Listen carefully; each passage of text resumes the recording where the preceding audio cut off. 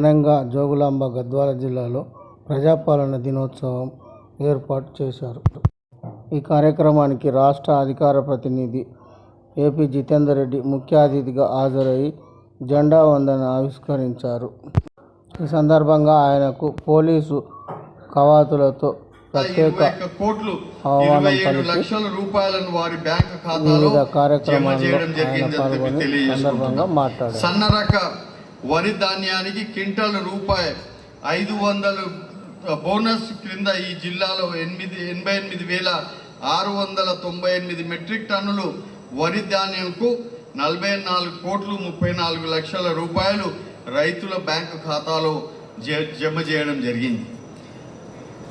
అల్పదాయ వర్గానికి విద్యుత్ బిల్లులు తగ్గించి వారి గృహంలో చీకట్లను పారదోలి విద్యుత్ కాంతులను నింపేందుకు గృహజ్యోతి పథకం అమలు చేస్తున్నాం. 200 యూనిట్ల కంటే తక్కువ విద్యుత్ వాడే ప్రతి ఇంటికి ఉచిత వెలుగులు పంచుతున్నాం. ఈ పథకానికి 2024 మార్చి ప్రభుత్వం ఇప్పటి వరకు 25,92,41,000 రూపాయలు సబ్సిడీ అందజేసిందని తెలియజేసుకుంటున్నాం. ఆడబిడ్డల కన్నీళ్లు తుడాలన్న లక్ష్యంతో ప్రారంభించేది మహాలక్ష్మి పథకంలో మరో పథకం 20 ప్రారంభించాం. ఈ పథకం కింద జిల్లాలో 95,434 మంది లబ్ధిదారులు చేకూరింది. సబ్సిడీ అందజేసింది. రైతు రుణమాఫీ శ్రీకారం చుట్టి 58,113 మంది రైతులకు సంబంధించి అధిక పంటను పండించే దిశగా ప్రోత్సహిస్తున్నాం. ఇందిరమ్మ రైతు భరోసా కింద ఎకరాకు 12,000 రూపాయలు పెట్టుబడి కాలం సీజన్లో 1,69,299 మంది రైతులకు 268,84,00,000 రూపాయలు నేరుగా వారి బ్యాంకు ఖాతాలో ఇప్పటి వరకు 3,78,37,000 మంది మహిళలు ఉచిత రవాణా సౌకర్యాలు వినియోగించుకున్నారు. దీని ద్వారా మహిళలకు 82,47,89,000 రూపాయలు లబ్ధి చేకూరింది.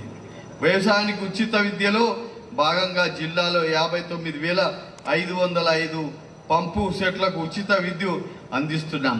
దీనికోసం సంవత్సరానికి సుమారు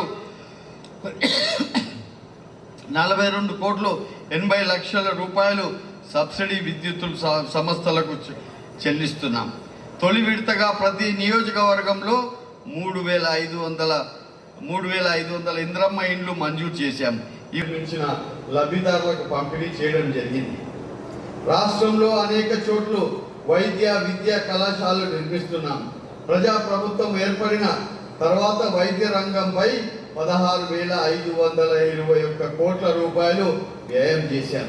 జిల్లాలో 34 ఎకరాలు విస్తీర్ణంలో 101,20,00,000 రూపాయల అంచనా వ్యయంతో మెడికల్ కాలేజీ, నర్సింగ్ కాలేజీలు, academic blocks, central medicine stores మరియు